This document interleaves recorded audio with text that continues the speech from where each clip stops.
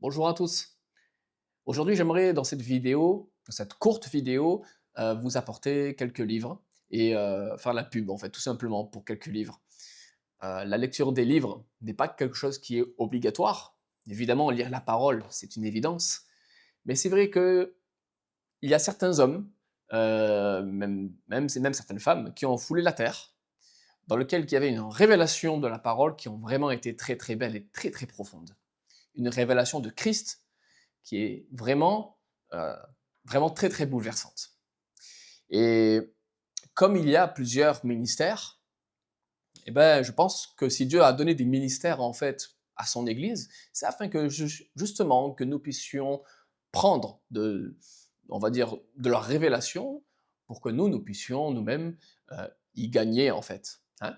Donc, pour ceux qui avaient vu la première vidéo de la présentation des livres, j'avais pu parler de certains livres. J'avais parlé notamment de Être assis, marcher, tenir ferme, de Watchmani, sur lequel ça avait bouleversé ma conception personnelle des choses lorsque j'étais plus jeune. C'était il y a maintenant, il y a de longues années. Une fois que j'ai lu ce livre, ben, je me suis dit: «Mince, mais qui c'est cet auteur? Qui c'est cet auteur? Voyons en fait si les autres livres de lui, eh ben, parlent en fait, aussi bien en fait du Seigneur. Est-ce que c'est des révélations aussi profondes? Parce que je n'étais pas habitué à entendre des choses comme ça. Et pourtant, j'ai toujours été dans les églises, dans différentes églises, bon, voilà, j'étais habitué. Mais alors là, une révélation comme cela, j'étais vraiment choqué. Et c'est là que, bah, du coup, j'ai acheté son livre, enfin un autre livre de Watchmani, qui est un de ses livres les plus connus, sur lequel nous n'avons pas les droits d'auteur pour l'instant sur voirjésus.com, donc je vous fais juste la pub pour que vous puissiez l'acheter par écrit. Alors, c'est La vie chrétienne normale de Watchmani. Alors ça, c'est l'édition Farel. Je vous le conseille, c'est vraiment un livre, mais alors tellement profond. C'est une étude sur l'épître aux Romains, sur la différence entre les péchés, la différence entre le péché. Il va parler de tout un tas de choses en fait, le vieil homme, le Saint-Esprit, etc. C'est comment vivre une vie chrétienne normale. Et quand on lit le livre et qu'on s'aperçoit en fait de c'est quoi une vie normale pour ce frère, euh, ok, dans ce cas on se dit bon ben je vais lire et je vais gagner et je vais vivre moi aussi cette vie normale et on s'aperçoit de beaucoup de choses. Enfin, je vous le conseille. Sinon, sur voirjésus.com, nous mettons aussi des livres gratuits, libres de droit, parce que les auteurs sont morts depuis plus de 70 ans, donc nous pouvons le faire, on a le droit. Et, euh, et donc du coup, on les met gratuitement en PDF ou en EPUB. Voilà, comme ça, vous avez tout, il n'y a plus qu'à lire. Même si on est une génération TikTok, une génération YouTube, voilà, je vous fais même la pub. Et ce que j'ai pu recevoir comme révélation à travers ces frères, à travers ces lectures, bah, nous vous prions en fait et nous supplions vraiment lisez ces livres. Ce ne sont pas n'importe quels livres, ce ne sont pas des petits livres, c'est vraiment des livres avec une très très grande révélation. Et si vous le lisez, c'est certain que vous ne resterez pas de marbre face à ces choses, mais la révélation qui est dessus est vraiment très très grande. Le premier livre que j'aimerais vous conseiller donc et que nous avons mis en disposition gratuite, c'est le livre de Theodore Austin Sparks qui s'appelle L'école de Christ. Voilà. Alors dans ce livre-là, c'est très simple. Il nous apprend tout simplement que nous devons aller à l'école de Christ et que chaque disciple est à l'école de Christ. Theodore Austin Sparks, c'était il y a moins d'un siècle et c'était un des mentors justement de Watchmani. Ils ont travaillé un petit peu ensemble et ouais, franchement, mais alors quel homme de Dieu, quelle profondeur qu'il a dans ses écrits, vraiment, vraiment, c'est vraiment très très riche. D'ailleurs, je vous encourage aussi à aller sur leur site. Ils ont un site en français où il y a plusieurs ouvrages gratuits. austinsparks.net, je crois. Notre deuxième livre que j'aimerais vous partager, c'est le livre de Robert Chapman, que nous avons mis aussi gratuit sur notre site. Et Robert Chapman, on l'appelle l'apôtre de l'amour. Le frère était dans un temps où, à côté de lui, il y avait George Muller, il y avait John Nestor Darby, il y avait tout un tas en fait de frères qui ont vraiment eu tous des révélations merveilleuses, et lui, il nous a laissé que très peu de choses. Mais il nous a surtout laissé un témoignage. Et son témoignage était en fait un témoignage d'amour profond. Vraiment une personne vraiment très remarquable. Il nous a laissé 72 toutes petites pensées sur la foi, l'obéissance, etc. Voilà, je vous encourage à le lire, c'est très simple et en même temps c'est très parlant. Un autre livre que je suis en train de lire, c'est le livre En Christ du frère A.J. Gordon des USA. Alors, nous sommes contents aussi que ce livre soit traduit en français parce qu'il ne l'était pas, je ne l'ai pas trouvé. Mais en tout cas, voilà, il est traduit. On l'a aujourd'hui à disposition et franchement, très très profond. Ça veut dire quoi être en Christ? Si un jour quelqu'un, ou si vous vous posez devant la parole et que vous voyez être en Christ, et que vous apercevez que ce terme en Christ revient, qu'est-ce que ça veut dire? Qu'est-ce que ça veut dire? Je vous encourage à le lire, tout simplement. C'est un livre qui est vraiment fabuleux. Il nous montre à quel point nous avons été, je dirais, identifiés à Christ. Et voilà, vraiment, je vous l'encourage. Il y aura un autre livre, au moins un, voire plusieurs livres de Edgy Gordon qui viendra par la suite, parce que c'est très, très, très, très intéressant. Un autre livre, alors là, c'est un frère qui est catholique, qui était dans les années 1600. Et alors, c'est un livre qui est très particulier. Vraiment, je vous encourage à le lire. Alors, c'est très drôle comme livre parce que c'est un livre qui, en fait, c'était un Français de la Lorraine, je crois.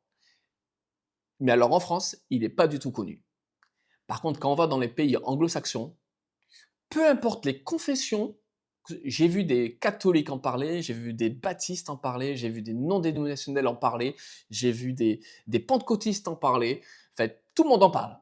Mais dans le monde francophone, bah, personne n'en parle. Son livre, c'est la pratique de la présence de Dieu. C'est même pas lui qui a fait le livre, c'est tout simplement des entretiens ou des lettres qu'il a partagées. Alors lui, il était, je sais plus comment on appelle ça chez les catholiques, il n'était pas vraiment moine, mais il s'occupait en fait de toutes les tâches ménagères dans le monastère. Et en fait, bon, tout simplement, il a appris à demeurer en Christ, à demeurer, à pratiquer justement journellement, même s'il faisait la vaisselle, tout le bruit, les occupations, à être en Christ. Et à jouir en fait de la présence du Seigneur, malgré toutes les choses qui pourraient nous aller à l'encontre en fait de notre relation avec le Seigneur. Donc je vous encourage vraiment ce livre, il est très profond aussi. Et enfin, on a publié l'étude de Charles-Henry Mackintosh, donc qui était du même temps que Robert Chapman, que Darby, George Muller et d'autres. Euh, et Charles-Henry Mackintosh, donc on a publié sur le Pentateuch, la Genèse, l'Exode, le Lévitique, Nombre et Deutéronome.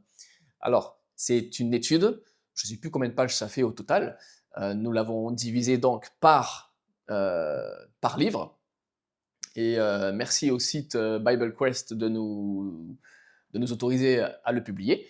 Et alors là, c'est vraiment, en gros, c'est voir Christ, c'est voir Jésus dans toutes les étapes du Pentateuch, les 5 livres de Moïse. Alors, où est Jésus? Dans l'arbre de vie, dans le fils d'Abraham, Isaac, qui va dans le sacrifice. Et puis il continue, dans l'Exode, dans Lévitique, dans le tabernacle et tout ça. Frères et sœurs, pour tous ceux et celles souvent qui vont dans les églises, avez-vous déjà entendu une fois une relation avec le tabernacle et Jésus? À chaque fois qu'on a fait des études, enfin je parle pour moi, mais à chaque fois qu'on a fait des études sur le tabernacle, chaque fois que j'étais là et que j'écoutais, jamais il y avait le nom de Jésus. J'ai vu des livres entiers sur le tabernacle, des livres entiers, mais plusieurs, hein, sur lesquels jamais le nom de Jésus était nommé.